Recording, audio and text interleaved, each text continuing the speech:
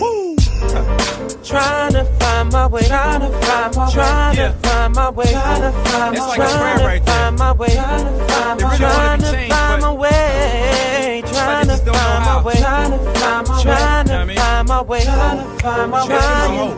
I'm trying, change me. My faith is in God alone, beyond a reasonable doubt. This brainstorm pouring rain on your season of drought. Just trying to lay a couple seeds in the mouth. Thanks for listening. You ever get the feeling you was missing it? There's good reasons to affirm this gospel that we affirm, right? And furthermore than that, if Jesus rose from the dead, then we probably should take his word seriously, right? I guarantee you, if Marseille, if I have evidence that you died and came back, I promise you, I will be here next Sunday. I will be front row. Whatever you got to say, I will be pen and pad. I got you. You know what I'm saying? Like this cat right here. You know what I'm saying? I mean, really, but seriously, if Jesus rose from the dead, then we have to take what he says seriously. Now, Jesus affirmed that the Old Testament was God's truth. And we find in Genesis chapter 126 that we're made in God's image, right? So we have to take that seriously. If Jesus who rose from the grave believed it, then I probably should take it seriously, right?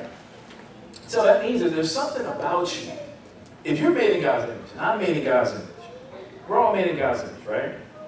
There's something about you that's more fundamental than your color.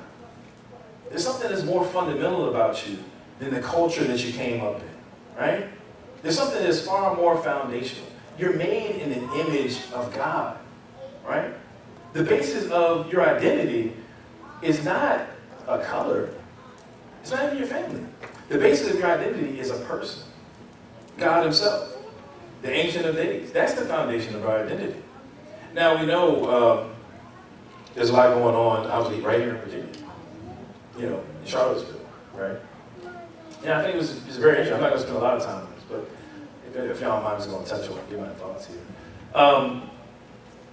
If anybody watched those videos, you heard the white nationalist champion a couple of different things. They were talking about blood and soil, right? And they were also saying things like, you will not replace us, right? Identity claims.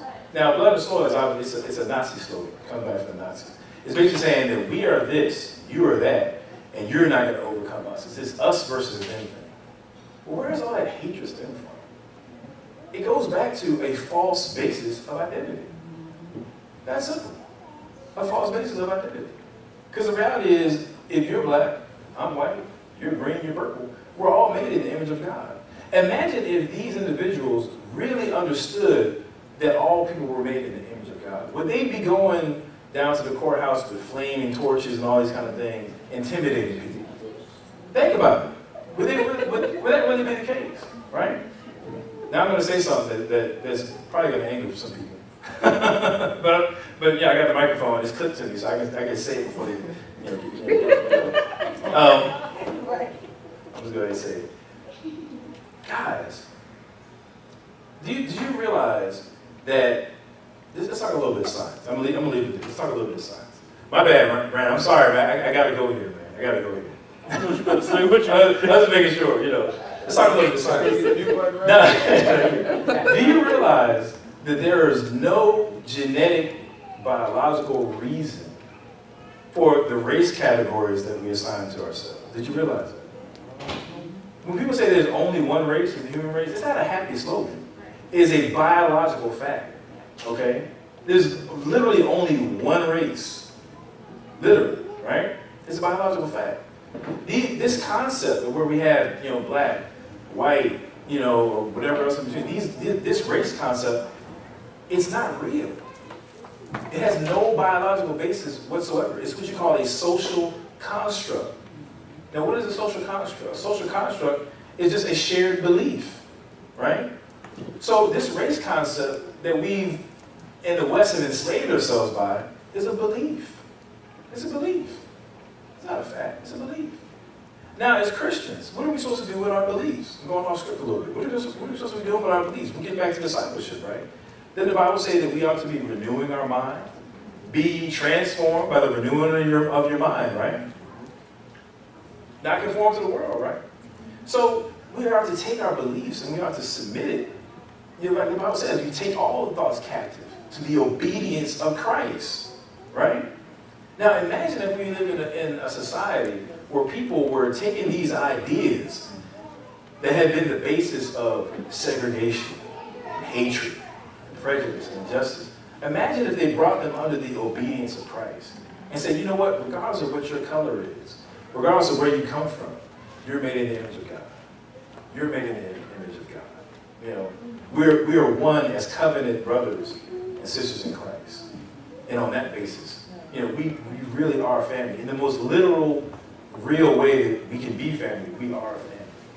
If those ideas were to permeate society, imagine how things would be different. Now, whose job is it that would happen? Well, it's us. It's our job. It's our job. You can't fight. You can't fight, you know, neo-Nazis, you know, with bullets and guns. You can't fight them that way because it's an ideology. It's a belief. And what you do is you fight an ideology with an ideology, right? We got the best ideology out. You know, God has raised Jesus from the dead. Our ideology is based on truth. We're all made in the image of God. You know.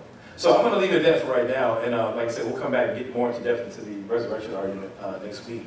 But I kind of wanted to open up for questions. If anybody had any thoughts, questions, concerns, want to throw a tomato at me or whatever.